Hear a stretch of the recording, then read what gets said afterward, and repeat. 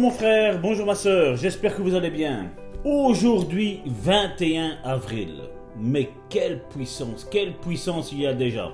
On a à peine commencé notre journée et je sens vraiment la puissance de Dieu qui va nous accompagner à tous encore aujourd'hui parce que les miracles sont là devant nous. Les bontés de l'Éternel n'arrêtent pas de se renouveler chaque matin, comme je l'ai dit il y a quelques jours. La bonté de Dieu s'est renouvelée pour toi, s'est renouvelée pour moi, elle s'est renouvelée pour le corps de Christ, mon frère, ma soeur. Dieu soit loué. 2 Timothée chapitre 3 verset 16 nous dit « Toute écriture est inspirée de Dieu et utile pour enseigner, pour convaincre, pour corriger, pour instruire dans la justice. » Et le titre de la méditation d'aujourd'hui est « Situer les gens ». Vous vous rappelez le témoignage que j'ai commencé hier? Aujourd'hui, nous allons essayer de le terminer. Je commençais à parler avec ce couple, car on peut situer les gens ou découvrir le niveau de leur foi en leur posant des questions. Il faut le savoir avant de prier pour eux. Si j'avais eu des manifestations de l'esprit, je n'aurais pas eu besoin de les situer parce que Dieu m'aurait déjà fait comprendre quoi faire. Mais je n'en avais pas eu. Je ne sentais aucune onction. À vrai dire, je ne m'étais jamais senti si impuissant. Je ne m'étais jamais senti si peu spirituel. Si je m'étais fié à mes sentiments, je leur aurais demandé de prier pour moi-même. Mais la Bible produit des résultats, qu'elles vous soient révélées ou non. Dans le domaine spirituel, par exemple, je ne dois rien ressentir pour que les tables de multiplication marchent pour moi. La parole de Dieu est-elle aussi vraie et aussi fiable que les tables de multiplication? Bien sûr que oui. La Bible sera efficace à toute heure, car la parole est déjà ointe. La parole est déjà inspirée. La parole fut donnée par l'Esprit de Dieu, et elle sera efficace, qu'elle vous semble vivante ou pas. Certains pensent qu'il faut ressentir quelque chose de particulier. Certains pensent qu'ils doivent ressentir la chair de poule pour que la parole de Dieu marche. Certains pensent qu'ils doivent ressentir la chair de poule pour savoir si le pasteur qui est en train de lire un passage et d'expliquer ce passage est oint du Saint-Esprit. Mon frère, ma soeur, Dieu n'est pas dans la chair de poule. Non, la chair de poule, ça ne touche que nos émotions, ça ne touche pas notre esprit. Et nous, c'est la parole de l'esprit que nous avons besoin. C'est le Saint-Esprit parle à notre esprit que nous sommes enfants de Dieu. Ce n'est pas le Saint-Esprit parle à nos émotions, le Saint-Esprit parle à notre chair de poule. Non, le Saint-Esprit parle à notre esprit, nous atteste à notre esprit que nous sommes enfants de Dieu. Par conséquent, ils ne la reçoivent pas de Dieu. Mais Dieu nous donne sa parole et sa parole marche pour nous et nous fera du bien si nous lui faisons confiance et que nous lui obéissons. Il envoya sa parole et il les guérit, la Bible nous dit. Il envoya sa parole et il les guérit. Et aujourd'hui, Dieu m'atteste dans mon cœur qu'il envoie sa parole dans ta vie pour te guérir, mon frère, ma soeur. Donc maintenant, je veux des témoignages de tout ce que Dieu a fait dans ta vie. Parce que Dieu ne ment pas. Les hommes mentent, mais Dieu ne ment pas.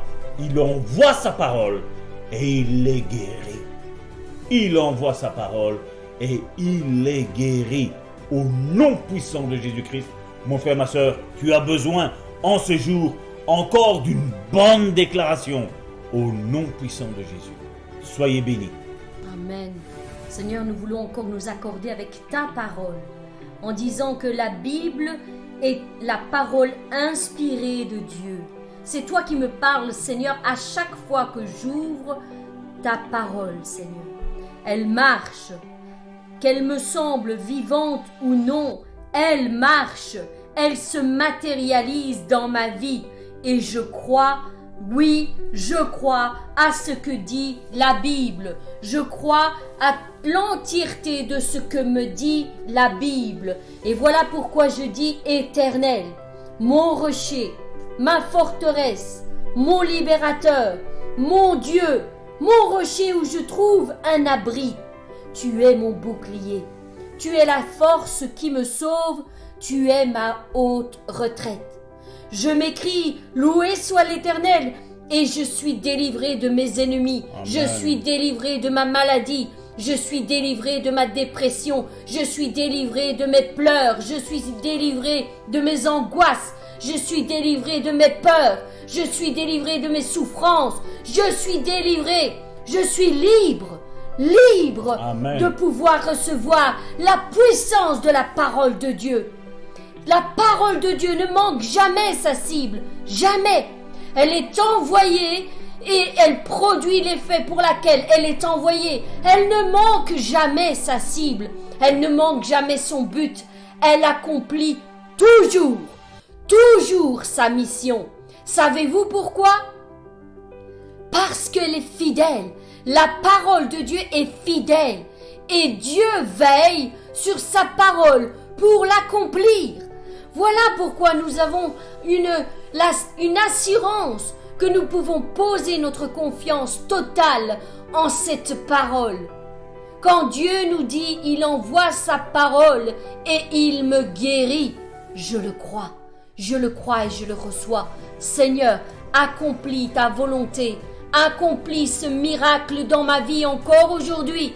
Je crois en toi, je crois en ta parole et je sais qu'elle est assez puissante pour matérialiser cette guérison. Et je témoignerai, oui Seigneur, je témoignerai, j'élèverai ma voix et tout le monde saura que tu es encore ce Dieu qui guérit aujourd'hui. Tu ne changes pas, tu demeures le même éternellement, Seigneur. Ce que tu as fait par le passé, tu le fais encore aujourd'hui et tu le feras encore demain et tu le feras encore après-demain pour tous tes fils et pour toutes tes filles. Seigneur mon Dieu, envoie ta parole et guéris-moi. Guéris-moi tout entier. Guéris mon âme, guéris mon esprit, guéris mon corps, Seigneur. Je me remets entre tes mains, Seigneur. Je me remets entre tes mains, Père. Fais de moi ce que tu veux que je sois. Je m'abandonne, Seigneur, à toi. Et je te fais totalement confiance. Père, merci. Merci parce que tu me changes et tu me transformes. Tu changes ma vision des choses, Seigneur. Autrefois, je ne regardais qu'à mes souffrances, à mes problèmes et difficultés, Seigneur. Je n'avais que de mauvaises paroles sur ma bouche, Seigneur. Mes lèvres, Seigneur, n'annonçaient que de mauvaises choses. Mais maintenant, tu m'as appris à parler différemment, Seigneur. Tu m'as appris qu'il y a dans ma bouche une puissance qui crée en moi de bonnes choses. J'appelle la bénédiction sur ma vie. Bénis-moi, Seigneur, tout entier, dans tous les domaines de ma vie, Seigneur. Bénis-moi, Seigneur. Je suis béni. Je suis béni. La puissance de la bénédiction descend sur moi. Ton esprit est en moi. Il vit en moi. Il m'annonce la guérison de ma maladie. Merci, Père. J'en prends possession en ce jour. Seigneur, merci pour tout ce que tu vas faire encore en ce jour. Au nom puissant de Jésus-Christ, je déclare que maintenant je suis compté parmi tes témoins, que la guérison est encore possible pour celui qui croit. Au nom de Jésus-Christ, ainsi j'ai parlé et confessé ma foi en toi, Seigneur.